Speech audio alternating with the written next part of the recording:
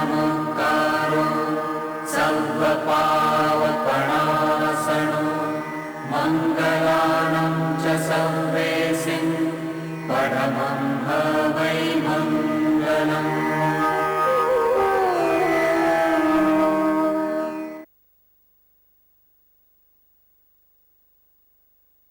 संतप्त मानस शांत हों, जिनके गुणों के गान में वे वर्धमान महान जिन विचरे हमारे ध्यान में।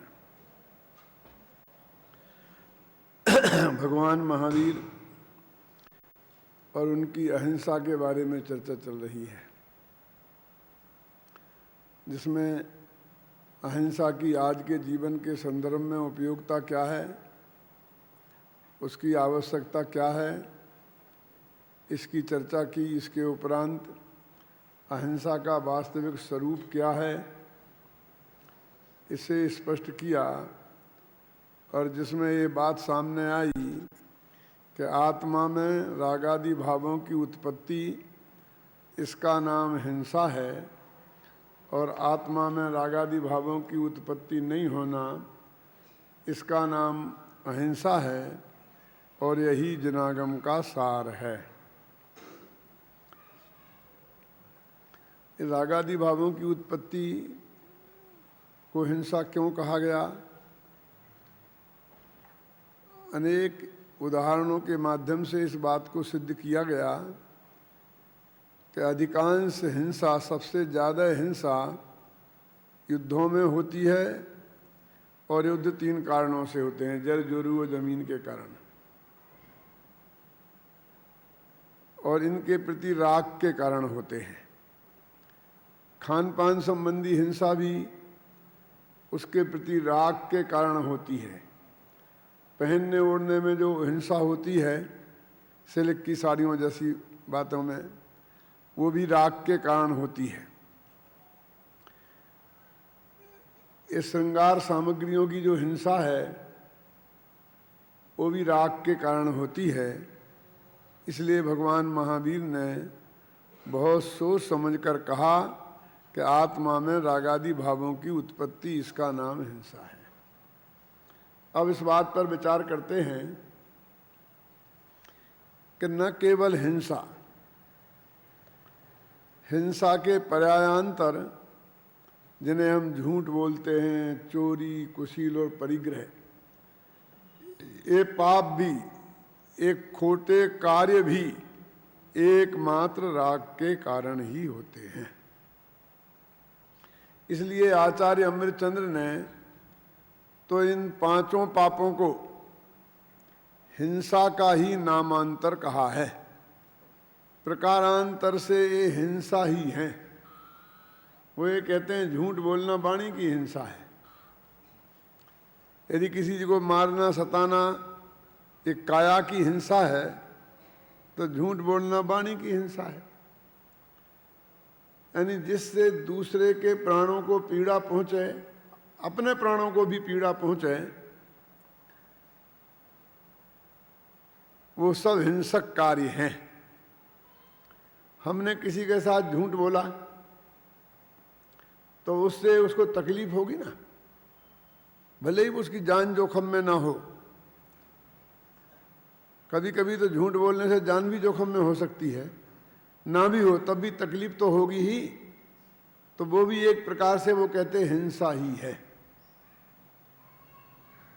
और आखिर आदमी झूठ बोलता क्यों है? ये व्यापारी कसमें खा खा कर बोलता है, नेम कसम इसी भाव आया है, तुम बिल देख ले। ऐसी जो चर्चा व्यापारी करता है, वो क्यों करता है? क्योंकि उसे पैसे का लोभ है, और लोभ एक प्रकार से राग ही है। अकेला प्रेम करने का नाम ही राग नहीं है। माया, लोभ, हास, रति, अरति, ये सब चीजें, एक कसाएं सब राग में आ जाती हैं। द्वेष भी राग में आ जाता है, मिथ्यात्व भी राग में आता है। तो इन कसाओं के कारण जो जो कार्य होता है, वास्तव में राग शब्द 25 कसायों के लिए है यहाँ, और साथ में मिथ्या मान्यता के लिए भी है। तो झूठ लोभ के कारण बोला जाता है, और लोक में तो लोभ को पाप का बाप कहा जाता है। कि जितने भी पाप इस जगत में होते हैं, यदि हम उसकी गहराई में जाकर देखें तो कहीं ना कहीं किसी न किसी प्रकार का लोभ ही दिखाई देता है। उस लोभ को ही व्यापक अर्थों में हम राग शब्द से कहते हैं। इसलिए झूठ भी आदमी लोभ के कारण बोलता है। और चोरी क्यों करता है? पैसे के लोभ के कारण ही चोरियां की जाती हैं। कोई चोर सेठ जी की तिजोरी तोड़ देता है, क्यों? क्योंकि उसके अंदर जो माल है उसे उसका लोभ है, राग है उससे।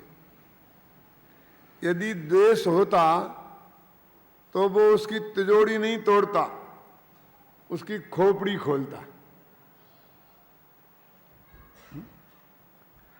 तो जितनी भी चोरियां होती हैं उसके पीछे भी राग ही काम करता है, लोभ ही काम करता है।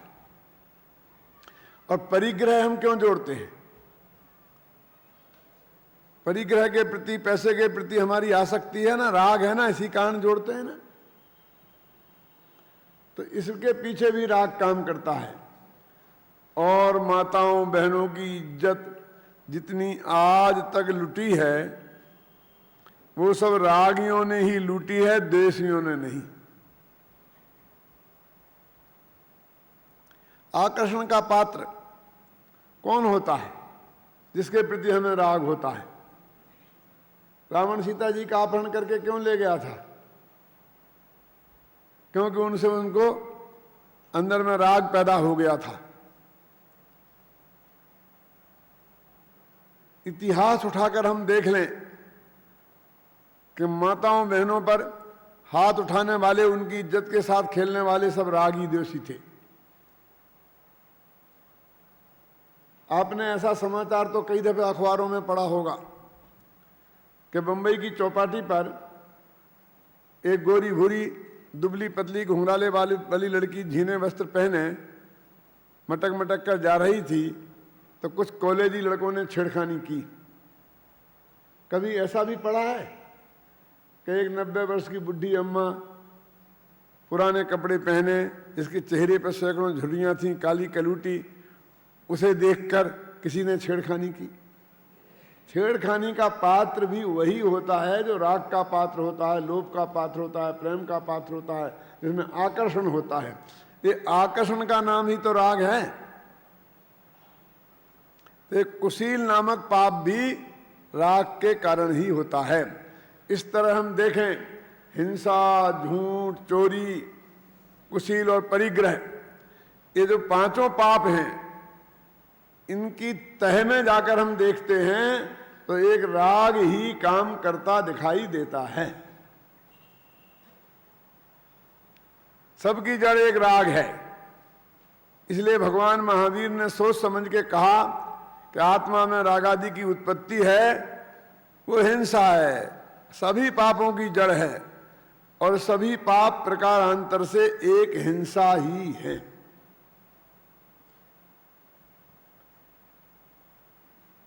तो न केवल हिंसा की बात है, और अन्य पाप भी इसी के कारण होते हैं। जब हम ये बात कहते हैं तो बहुत से लोग कहते हैं कि भाई राग तो अच्छा भी होता है, बुरा भी होता है। बुरी चीजों के प्रति जो राग है उसको तुम बुरा कहो, लेकिन अच्छी चीजों के प्रति जो राग है उसे बुरा क्यों कहते हो? यहां तक कि राग तो धर्म के प्रति भी होता है, जैसे हम धर्मानुराग कहते हैं।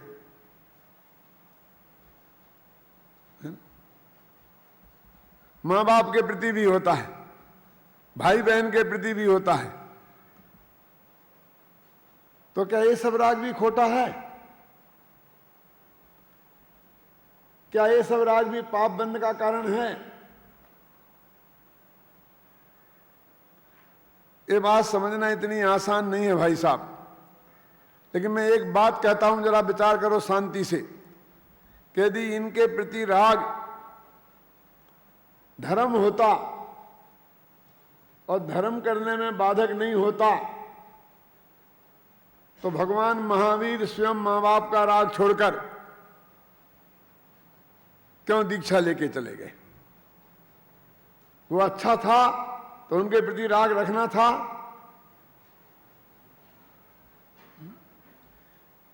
हर धर्म में जब कोई साधु सन्यासी बनता है, शंकराचार्य ने भी दीक्षा ली थी तो उनकी मां ने कितना आग्रह किया था, कितना रोका था, लेकिन मां के प्रति भी राग तोड़कर वे सन्यासी बने थे ना। इसलिए अकेले पत्नी के प्रति राग तोड़ने का नाम ही वैराग्यता नहीं है, वैराग्य नहीं है। जितने भी वैरागी आज तक हुए हैं उनने माँ बाप बाल बच्चों भाई बहन सबसे नाता तोड़ा है, सबसे राग तोड़ा है, तब वे जाके सन्यासी बने हैं। चाहे वो जैन सन्यासी हो, चाहे जैनेतर सन्यासी हो, कोई भी सन्यासी है जो घर बार छोड़ के जाता है उसे सबका राग तोड़ना ही पड़ता है। यदि ये अच्छा होता, यदि ये धर्म होता तो धर्म के काम को वो छोड़ के क्यों जाते? आखिर धर्म करने के लिए ही तो निकले हैं घर से, धर्म करने के लिए घर से निकले हैं। और ये राग धर्म होता तो उसको छोड़ते क्यों, उसको तोड़ते क्यों? तो जैसे स्त्री के प्रति राग है और वो छोड़ने लायक है, यदि आत्मा का कल्याण करना है, जगत का भी कल्याण करना है, तो हम कहते हैं इन सब के प्रति राग हमें छोड़ना पड़ेगा।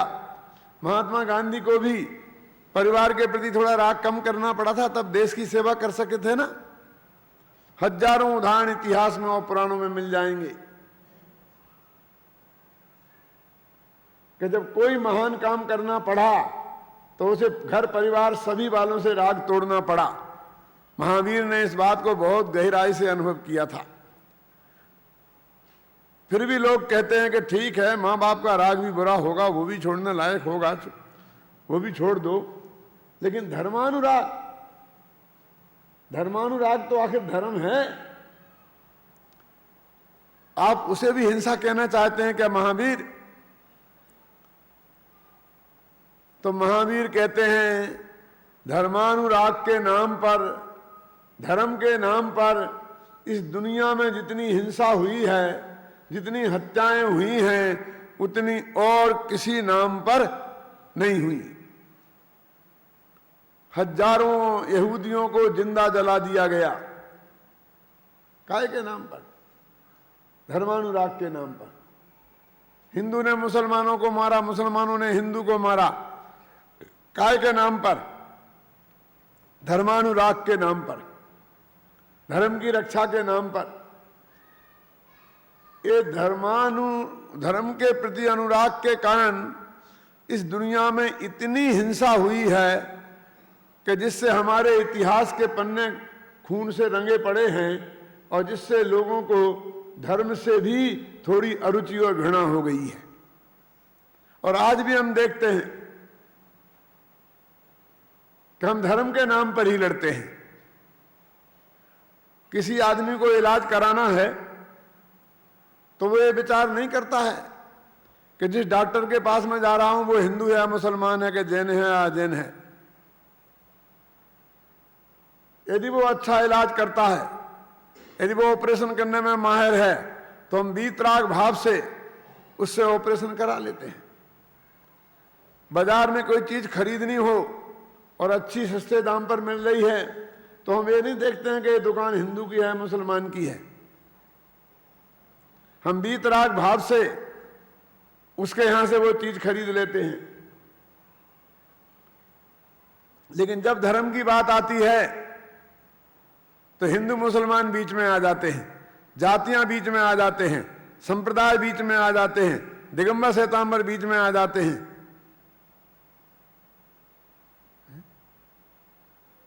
कहने का अर्थ यह है कि और हर जगह हम समझौता करने के लिए तैयार हैं।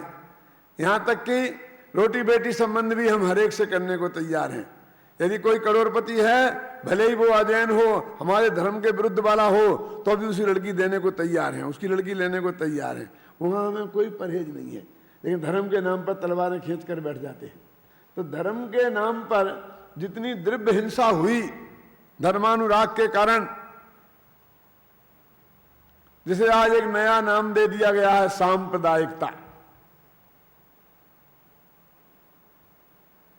इसलिए भगवान महावीर ने ये सब बातें सोच ली थी कि राग तो आग है, और आग तो जहां भी रखी जाएगी वहां उसे वो जलाएगी, जलाएगी और जलाएगी। इसीलिए तो लिखा है ना कि यह है राग राग दहे सदा, ताते समामृत से ये, चिर भजे विषय कसाय, अब तो त्याग निज पद भी। यह राग तो आग है। आग चाहे नीम की हो चाहे चंदन की, वो जलाने का काम ही करती है। चंदन ठंडक पहुंचाता होगा, लेकिन चंदन की आग ठंडक नहीं पहुंचाती है। धर्म ठंडक पहुंचाता होगा, लेकिन धर्मानुराग ठंडक नहीं पहुंचा सकता है। किसी आदमी को जिंदा नीम की लकड़ी में जलाया जाए तो ठीक रहेगा कि चंदन की लकड़ी में? बड़ा आदमी है ना, इज्जत वाला, तो उसे जिंदा चंदन की लकड़ी से जलाओ, बोलो ठीक रहेगा ना? अरे मुर्दे में ये अंतर पड़ सकता है कि इज्जत वाले को, बड़े आदमी को चंदन की लकड़ी से जलाओ, छोटे आदमी को नीम की लकड़ी से जला दो, लेकिन जिंदा जलाने में ये अंतर नहीं पड़ सकता है ना। इसलिए इसका विचार नहीं करना कि ये किसके प्रति है, उससे कोई अंतर नहीं पड़ता है। आग नीम की है या चंदन की है, इससे कोई फर्क नहीं पड़ता है। आग तो आग है और वो जलाने का काम ही करेगी। ऐसे ही राग तो राग है, वो किसी के प्रति भी क्यों ना हो, वो तो हमेशा उपद्रव ही पैदा करता है। इसलिए भगवान महावीर ने बहुत सोच समझकर कहा कि आत्मा में रागादि भावों की उत्पत्ति हो जाना, इसका नाम हिंसा है, और आत्मा में रागादि भावों की उत्पत्ति नहीं होना, इसका नाम अहिंसा है। और यही जनागम का सार है। जब ये बात हम कहते हैं तो लोग कहते हैं कि तुम राग की बात ले बैठे। अरे देश की बात क्यों नहीं करते हो? देश से भी तो हिंसा होती है। क्या होती है? कौन कहता है नहीं होती है? अवश्य होती है। तो महावीर ने हिंसा और अहिंसा की परिभाषा में देश शब्द का प्रयोग क्यों नहीं किया? यदि वो ऐसी परिभाषा बना देते कि आत्मा में द्वेषादि भावों की उत्पत्ति होना उसका नाम हिंसा है, और आत्मा में द्वेष भाव की उत्पत्ति नहीं होना उसका नाम अहिंसा है, तो किसी को ऐतराज नहीं होता, कहीं कोई झगड़ा खड़ा नहीं होता, काम भी बन जाता और बात भी सच्ची है।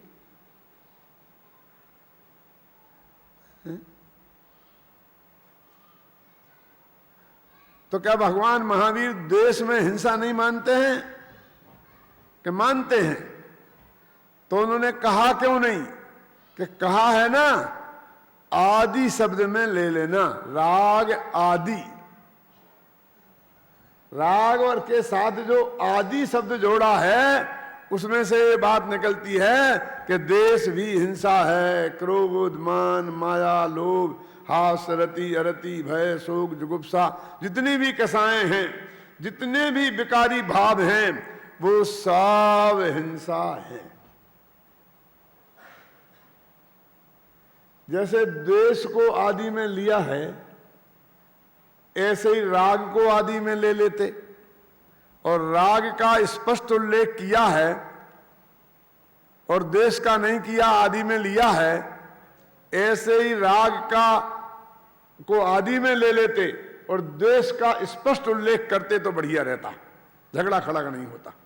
महावीर कहते हैं यही तो मैं सोच रहा हूं ना, मैंने बहुत सोच समझ के कहा, यदि मैं द्वेष आदि कहता तो ये जगत राग को आदि में लेने को तैयार ही नहीं होते। कहते भगवान ने तो अकेला द्वेष कहा है, आदि में तो कुछ भी लिया जा सकता है, राग कैसे लिया जाएगा, इनकार कर देता। लेकिन अब देश से इनकार कर दें तो देश से कोई इनकार नहीं करता। सारा जगत देश को बुरा मानता है, सारा जगत देश हिंसा है ये मानने को तैयार है, उसमें कोई विवाद नहीं है। इसलिए उस चीज को हमने आदि में लिया, और जिसमें विवाद की संभावना थी उस चीज को हमने आदि में न लेकर मूल में लिया। लेकिन इस जगत तो बहुत चतुर है। वो कहता है, महावीर ने ये कहा है कि राग में हिंसा है, लेकिन ये तो नहीं लिखा कि शुभ राग में हिंसा है, मंद राग में हिंसा है, धर्मानुराग में हिंसा है, मां बाप के प्रति राग में हिंसा है, ये तो नहीं लिखा ना। तो हम मान लेंगे कि वेश्या के प्रति राग में हिंसा है, परस्त्री के प्रति राग में हिंसा है, बहुत से बहुत कह देंगे तो स्वस्त्री के प्रति राग में हिंसा है, मान लेंगे हम उनकी बात, खोल के तो नहीं लिखा ना। तो महावीर कहते यही तो बात है कि इसमें से भी तुमने रास्ते निकाल लिए। यदि मैं देश आदि लिखता तो फिर तुम राग को हिंसा मानते ही नहीं।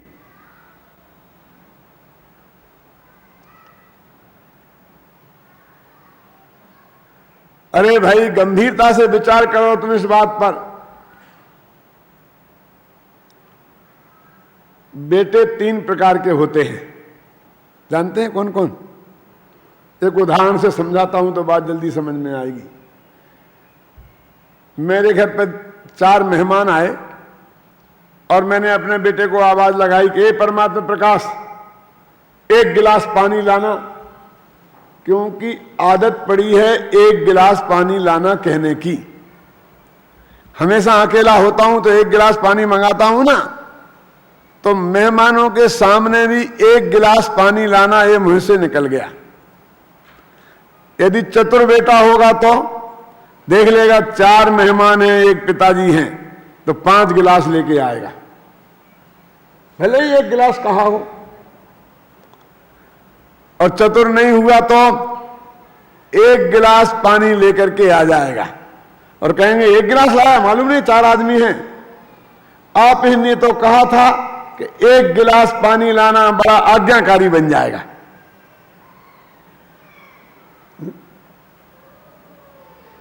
और तीसरे बेटे ऐसे होते हैं कि कहा कि 1 गिलास पानी लाना, तो आधा गिलास पानी लेके आए। मैंने कहा आधा गिलास लाया, कि मैंने सोचा छलक न जाए, झलक न जाए। अब समझ लो, भगवान महावीर के भी 3 प्रकार के भगत हैं, 3 प्रकार के बेटे हैं। एक तो वो कि महावीर ने जो रागादि शब्द बोला है उससे उनने द्वेष वगैरह को भी हिंसा मान लिया। दूसरे वो कि जिनने अकेले राग को हिंसा माना, द्वेष को नहीं माना। और तीसरे वो कि राग में भी कि शुभ राग नहीं है, धर्मानुराग नहीं है, माँ बाप के प्रति राग नहीं है, हिंसा, आधे राग को मानना चाहते हैं, वे तीसरे नंबर के बेटे हैं।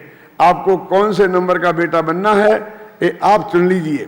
समझदार बेटे तो वही हैं कि ये सारे में समझें। महावीर ने एक विकार भाव को आत्मा में उत्पन्न होने वाले को हिंसा कहा, तो हम समझदार यदि बेटे हैं तो हमें समझ लेना चाहिए कि आत्मा में उत्पन्न होने वाले सभी प्रकार के जो विकारी भाव हैं वो हिंसा ही हैं। असली हिंसा वो है। और बाहर जो द्रव्य हिंसा होती है, मारकाट होती है, उसके कारण वो हैं। इसकी वजह से इसको भी हिंसा कहा जाता है। सभी लोगों के जीवन में से द्रव्य हिंसा और भाव हिंसा, अंदर की हिंसा और बाहर की हिंसा दोनों समाप्त हो और जीवन में शांति आए, इस भावना के साथ अभी की बात समाप्त करता हूं। और अहिंसा के बारे में अभी बहुत कुछ कहना है, वो कल जिसकी चर्चा करेंगे। ओम शांति शांति शांति।